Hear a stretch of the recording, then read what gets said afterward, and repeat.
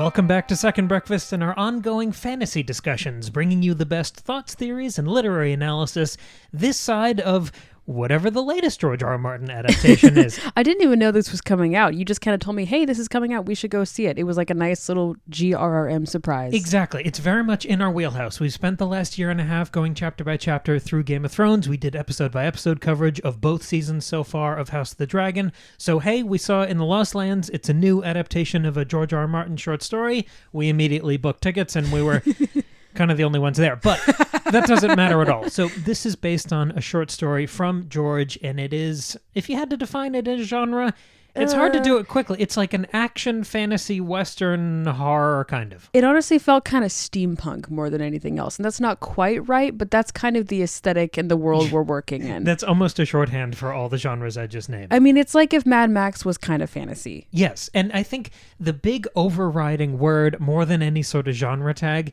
is that the movie's fun. It is so It's fun. Silly, it's over the top, and it's incredibly fun. Yeah. I really had a good time with it. I mean, I saw the poster and I was like, oh, it's this kind of movie. Yes. And knowing that going in is helpful. Like, it's not going to be HBO's Game of Thrones. That's not at all what this is. But that's not a bad thing. I really enjoyed this. Yeah, let's talk about that for a second. Okay. Because I was trying to define the aesthetic of this thing. Yep. If you've seen a poster, if you've seen a trailer, it's funny because some of the posters look like Mad Max Fury Road. And Yeah. there is a bit of that in the look of this. Mm-hmm. But I was trying to just define this, just to give you a feeling for what this movie is. The big destination that the, like, monster hunters, it's magic, but it's guns, but Right. they've got cowboy hats. And they're it's, shape-shifting. everything has the Mexico filter on it from Yes. Breaking Bad. The big destination that we're running towards is called Skull River, and when you Yep. get there, it's a river Literally of skulls. full of skulls. Exactly what it says. Yep. A lot of slow motion. There's a really cool shotgun with a two-headed snake on it, like a real It's two-headed got snake. yeah. Mm-hmm. Everything is kind of Ed Hardy style in Yes. the fashion. I It's mean, all... it was very Zack Snyder, Yes, which we talked yes. about in the car on the way home. It's almost like hitting the Zack Snyder singularity. Paul W.S. Anderson is more Zack Snyder than Zack Snyder here. Yes. Everything is leather and trench coats and tattoos. And the entire thing looks like a music video, like an Evanescence music video. And- it is delightful. Just to clarify, everything we just said is a compliment. Yes, right. Like, unironically, it's doing all of these things, and it knows exactly what it wants to be, and it is just having fun. And this is such a breath of fresh air. I almost said fresh of breath air. I wish you had. I know. Let's Me go back too. and I put caught it back in. But this is still fantasy. Mm-hmm. And we spend, every Friday talking about Game of Thrones. We talked about The Witcher.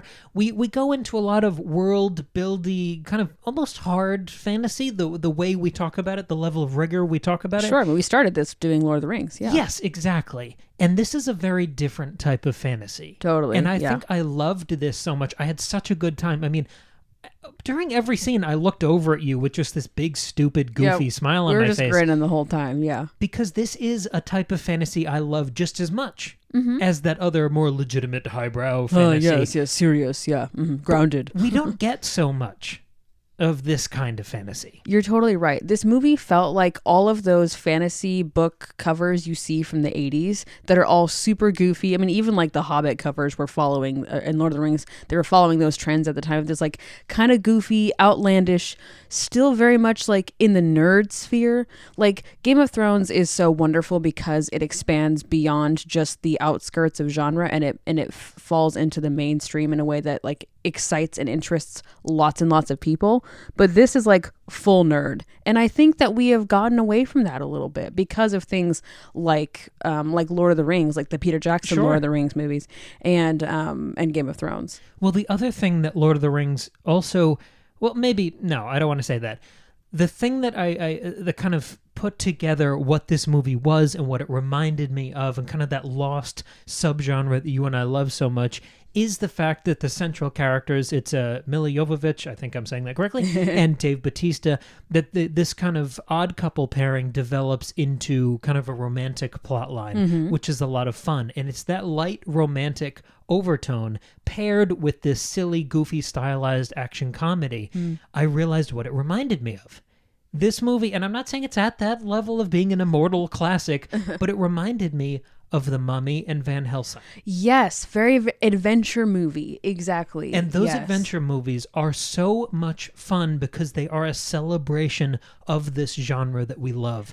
They're cool as hell. They're complete stories. And they're so playful. Like, I think a lot of yes. fantasy now is afraid to be playful and fun because it's got to be serious and believable. And, well, how would that actually work? And this is like, who cares? The fantasy idea is so fun to think about. Yeah. Like, it's playing into the the things that you love about fantasy that you loved when you were a kid. It's really leaning into that. And it's not that this movie was for children. It certainly was not. It was very dark and intense and sexy, but it was like, it was being playful, and I miss that a lot. It's not caught up in taking itself too seriously, Right. or trying to avoid plot holes or any of that. Who cares? The reason I laughed at that is because I think that is a very funny and valid kind of North Star for the story. Yeah. Because you can tell it's George R. R. Martin. When I said it was a complete story a minute ago, it does fully wrap up. Like, it's kind of a speed run of a lot of the elements you love from things like Game of Thrones or House of the Dragon. Sure. But in that more gonzo, schlocky style. Yep. It's got the twists. It's got the palace intrigue. But more than anything,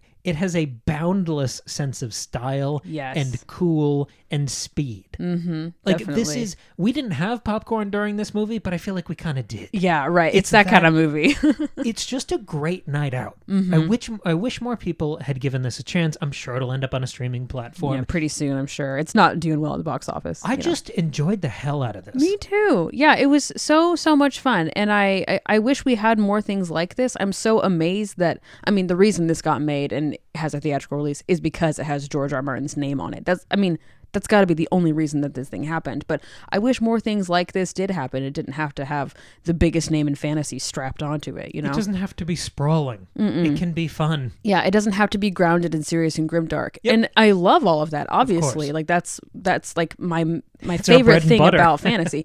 But I like this part too, and I'm sad that there's not more of it. And it was delightful to see it here. So I can't recommend this movie enough. It was so much fun. In the Lost Lands, yeah. So thank you very much for listening. We're trying out kind of a different format of trying to get some of these quick hit episodes out. So thank you for listening. Let us know what you think of this new format down in the comments, or you can email us, of course. We have bonus episodes over on Patreon. We recently dropped a new one, rewatching some of our very favorite movies, kind of taking another look at some of these foundational texts for us: Manchester by the Sea, Seven, and The Social Network. We also have a whole series of Fire and Blood over on the Patreon where we went through that whole book. And so Game of Thrones. If you want more fantasy, go over there. House of the Dragon, and my latest book, Lemon Tarts in Space. I was going to say, if you want silly fun, Lemon Tarts in Space is a perfect opportunity for you. Science fiction, dark comedy. It is Ridley Scott's Alien meets Monty Python. You can read it as a regular novel, or you can listen to the fully produced, wonderfully done audio drama. I highly recommend it. It's so much fun. Boom. It's also short. It's like 3.5 hours, something like that. It's so supposed to be cinematic. Yeah, you can do it in an afternoon. I did it while making a pie. It was delicious. Great. That's it for us today. Thank you very much for listening, and we'll be back in just a few days with another brand new episode.